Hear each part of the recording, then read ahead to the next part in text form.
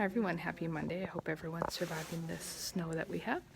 We're here at Cravings. We have our monthly mummy mixer. So this month's topic is car seats. We have Travis from the Saskatchewan Prevention Institute with us today, and he's talking to the moms. So we're just going to take a peek at that. So if we, for example, this usually happens with the second kid. Parents will have it way at the top and they'll forget to move them back down. And what happens is these shoulder straps are way up by their ears.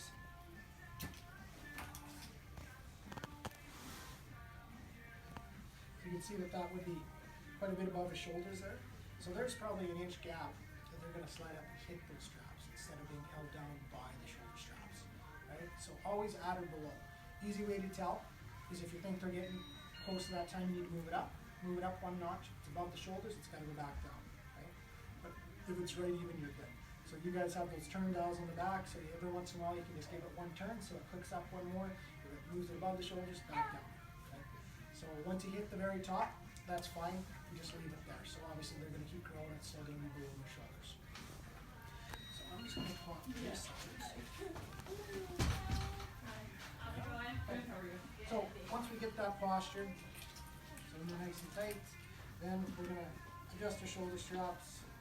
I'm going to move this down for this guy. See where I can go down a bit. Okay, we're good both there. So we've got that part done. Obviously you've done this probably 1,000 times already. You guys have shoulder straps? No. Okay. So shoulder straps are nice. They just stop that cut from the neck. Just sometimes rubs on the neck a little bit. But if you have like a sweater or something, you can just get that in between there.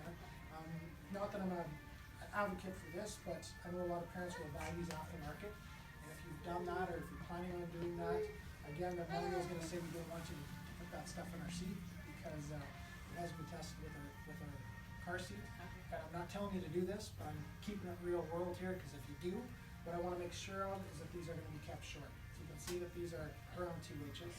So what happens is they kind of make ones that are catch-all, so they're very, very long, but they end up pushing the chest bit way down to the stomach when it's not supposed to be.